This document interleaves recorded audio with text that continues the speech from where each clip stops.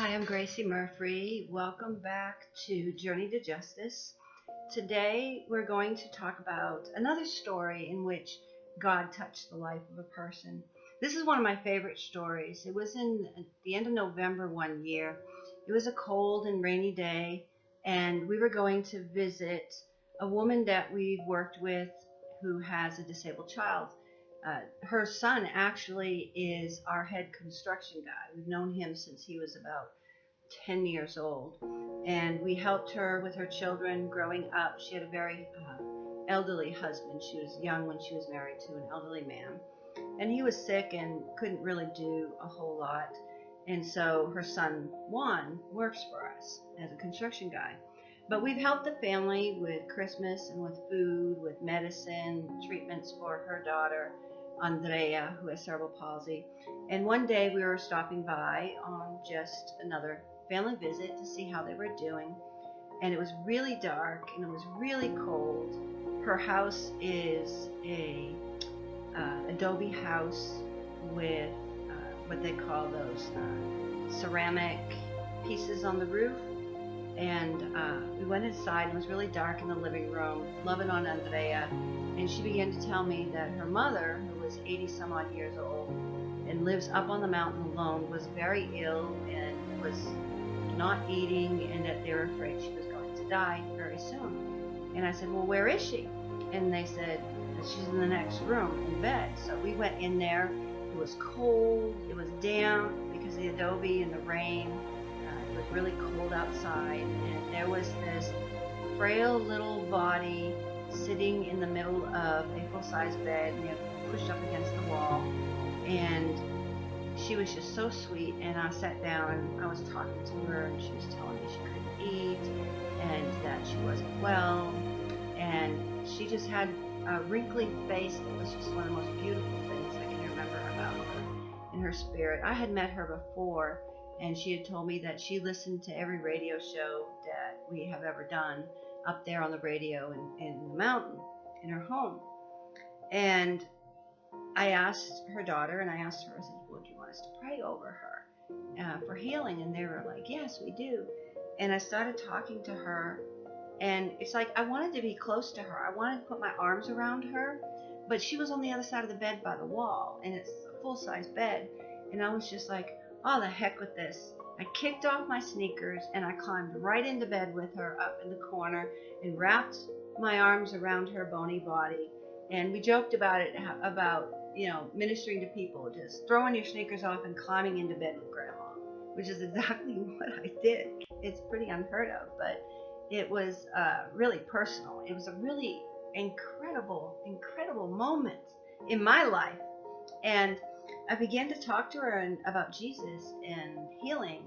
And would you believe that even though she's listened to our radio shows, she didn't know who Jesus was? So I began to share with her the plan of salvation. And she was so, oh wow. She was like, do you know who Jesus is? No. I said, but you know who God is? She says, yeah, I know who God is. I said, did you know that he sent his son to die for us? And she was like, no, tell me about this. And so I shared the story with her, and it was really interesting how excited she was, like a child on fire, to hear about this Jesus who loved her and who could give her eternal life. And she knew from her age and from being ill that, it wasn't going to be long before she passed. And so there we were in the dark on a cold, wet, dank day, sitting in bed together. She was so bony that when I wrapped my arms around her, all I could feel was like bones. And she prayed the prayer of salvation, received Jesus Christ as her Savior. We prayed over her for healing, to get over this cold that was bringing her down. She had the flu, and being frail as she was, it was very dangerous for her to have the flu. We laid hands on her, and we prayed over her and anointed her with oil. And then we went shopping, and we got some food for her and brought it to her. And then we left. And it was just such an amazing moment, just kicking off your sneakers, climbing into bed with an 80-some-year-old lady who's just bones, sharing the love of Jesus with her, sharing the plan of salvation, praying with her. What an honor that was to pray the prayer of salvation with someone like her, who was just so humble and loving, and having her receive Jesus and then praying over her for healing. After we had prayed for her and given her food, we left and went on our business. And a few days later, I communicated with Lourdes to find out how her mother was, and she said she got well. She's back up on the mountain alone. She doesn't want her to be up there alone, but she was, Grandma was determined that she was going to go back to her house. And so God healed her from the illness.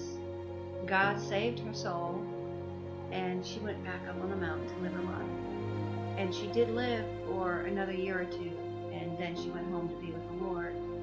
It's such an honor that somebody who could live like 83, 84 years and never hear about Jesus, and then to be healed by Jesus and receive his salvation, and then a year or two later go home to be with the Lord. It's really beautiful. So I think what I want to say to you is that don't be afraid to kick off your shoes and jump into bed with somebody. Don't be afraid to share the love of Jesus and the story of Jesus with somebody, because you don't know how much time that person has or how serious the situation is. Usually we go in all dressed up and we stand primly off to the side. Maybe we sit neatly next to the bed and we hold their hands, and everything is just so formal. But it doesn't have to be that way, because that's not what the love of Jesus is. I would bet if Jesus was there, that he would have crawled into bed with Grandma too, because that's what Grandma needed, a touch from God and the love of God, and that's what he gave her. So I'm going to kick off my shoes, and I'm going to jump into bed with Grandma whenever I have the opportunity and share the joy of the Lord with her. We'll share another story like this next week. Until then, God bless.